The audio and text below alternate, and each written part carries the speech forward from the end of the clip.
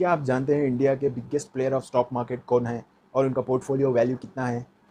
पहले नंबर पे है प्रेम जी एंड एसोसिएट्स, जिसका पोर्टफोलियो वैल्यू है 2,53,000 करोड़ रुपीस।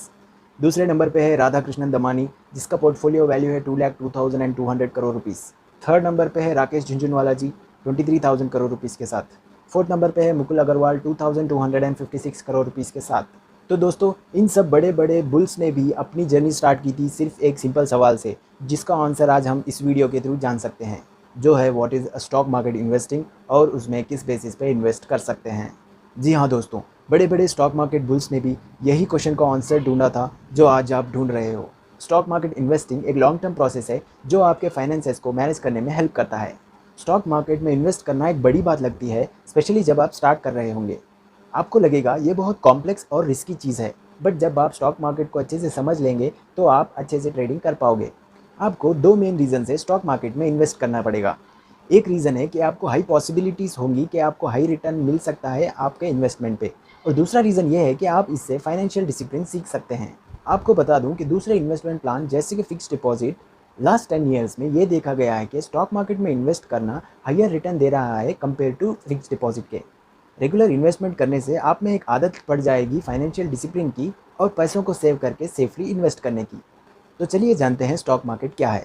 अगर सिंपल लैंग्वेज में समझाया जाए तो स्टॉक मार्केट एक बाजार है जिसके प्रोडक्ट्स हैं stock, bonds, commodities etcetera. India में दो प्राइमरी स्टॉक मार्केट्स हैं, जो है एनएसई नेशनल स्टॉक एक्सचेंज और बीएसई बॉम्बे स्टॉक एक्सचेंज।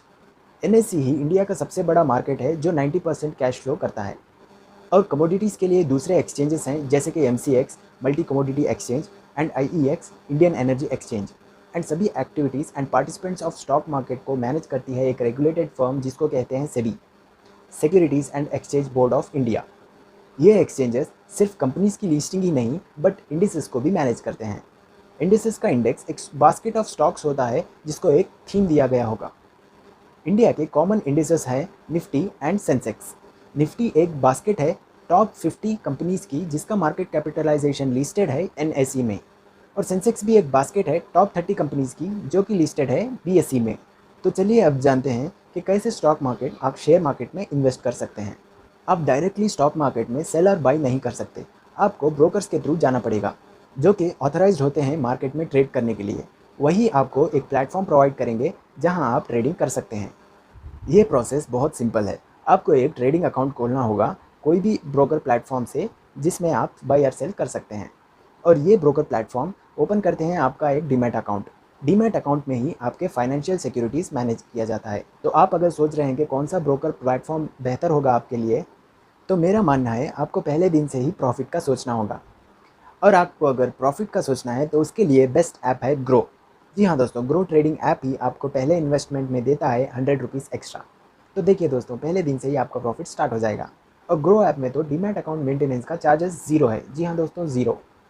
वहीं आपको दूसरे प्लेटफॉर्म्स एनुअल फीस लेते हैं, तो मैंने डिस्काउंट लिंक डिस्क्रिप्शन में दिया हुआ है जिससे कि आप पहले टाइम इन्वेस्ट करके 100 रुपीज़ प्रॉफिट कमा सकते हैं। तो दोस्तों, आपको trading and demat account open करने के लिए अपना केवाईसी डॉक्यूमेंट्स प्रोवाइड करना होगा, जो कि है pan card and Aadhaar card. तो जैसे ही आपका अकाउंट ओपन हो जाए तो आप अपना ट्रेडिंग स्टार्ट कर सकते हैं। तो चलिए जानते हैं हमको कौन कौन से कॉस्ट लग सकते हैं शेयर मार्केट में इन्वेस्ट करने से। फर्स्ट तो लगता है ट्रांजैक्शन कॉस्ट।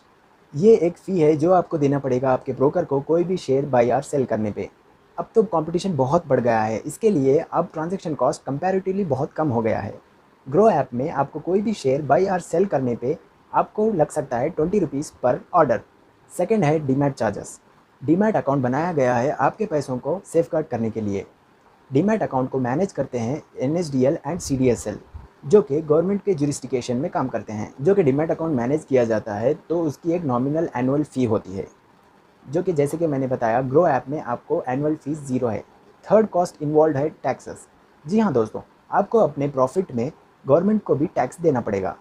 दोस्तों, अगर आपने अपने शेयर्स को 1 साल के बाद बेचा तो आपको long term capital gain tax देना पड़ेगा, जो कि अराउंड 10% ऑफ प्रॉफिट है। और कहीं आपने अगर 1 साल के अंदर ही शेयर्स को बेचा तो short term capital gain tax देना पड़ेगा, जो कि है 15% ऑफ प्रॉफिट। तो चलिए अब जानते हैं स्टॉक मार्केट में क्या क्या ट्रेड कर सकते हैं। मेन फाइनेंशियल इंस्ट्रूमेंट्स हैं equity shares, bonds, mutual funds, exchange traded funds and derivatives. Equity shares वो है जो कंपनी इश्यू करती है और कंपनी आपको डिविडेंड भी देती है जब कंपनी प्रॉफिट करती है। बॉन्ड्स इशू करते हैं कंपनीज एंड गवर्नमेंट। बॉन्ड्स एक लोन होते हैं जो देते हैं इन्वेस्टर इशूअर्स को। ये इशू होते हैं एक फिक्स्ड इंटरेस्ट पे और फिक्स्ड टेन्योर पे। और म्यूचुअल फंड्स के बारे में तो आप सबको पता ही होगा। तो नेक्स्ट आते हैं ETFs पे, जो है एक्सचेंज ट्रेडेड फंड्स। ETFs वो हैं जो indexes like Nifty and Sensex. सोचिए कि अगर आपने एक यूनिट बाय किया है ETF का, इसका मतलब है आपने 50 स्टॉक्स पे इन्वेस्ट किया जो है निफ्टी का, वही सेम वेटेज पे जो निफ्टी ने लिया है। नेक्स्ट जानते हैं डेरिवेटिव्स के बारे में। डेरिवेटिव अपनी वैल्यू डिराइव करता है एसेट और एसेट क्लास के परफॉर्मेंस से। ये डेरिवेटिव्स हैं commodities, currencies, stocks, bonds, market indices and interest rates. तो चलिए जानते हैं इंपॉर्टेंट टॉपिक के शेयर्स को किस बेसिस पे बाय कर सकते हैं। आपको स्टॉक मार्केट में इन्वेस्ट करने से पहले अपने रिस्क एपेटाइट के बारे में अच्छी तरह से जान लें। रिस्क एपेटाइट का मतलब आप अपने पैसों को लेके कितना रिस्क उठा सकते हैं। थोड़े फैक्टर्स हैं जो रिस्क एपेटाइट में आते हैं, जो है कि आप कितने टाइम अपने पैसों को इन्वेस्ट करना चाहते हैं, और आपकी एज कितनी है, आपके गोल्स क्या है, और आपके पास कितना कैपिटल और कितने पैसे हैं। और एक इम्पॉर्टेंट फैक्टर ये है कि आप अपने लायबिलिटीज़ को जान लें कि आपके लायबिलिटीज़ क्या क्या हैं। फॉर एग्जांपल, अगर आप एक सिंगल अर्निंग मेंबर हो आपके फैमिली में, तो आपको ज़्यादा रिस्क नहीं लेना चाहिए। आपको ज़्यादा नहीं इन्वेस्ट करना चाहिए स्टॉक मार्केट में। और अगर आपने इन्वेस्ट भी किया, ऐसे में आपको थोड़े परसेंटेज ही स्टॉक लेने चाहिए, और वो भी ऐसे स्टॉक्स लें जिस कंपनीज का डेप्थ बहुत कम हो। इन्वेस्टमेंट का बेस्ट रूल है कि आप अपने पोर्टफोलियो को डाइवर्स रखें। पोर्टफोलियो मैनेज करने का बेसिक रूल यही है कि आप अपने पैसों को अलग अलग सेक्टर या अलग अलग एसेट्स में इन्वेस्ट करें। तो इससे क्या होगा, आपका रिस्क कम हो जाएगा अगर इनमें से कोई एक सेक्टर लॉस में चल रहा हो।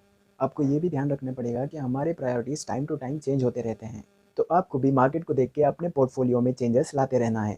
एक्सपर्ट्स का मानना है कि आपको अपने पोर्टफोलियो को रीबैलेंस करते रहना है after every couple of quarter.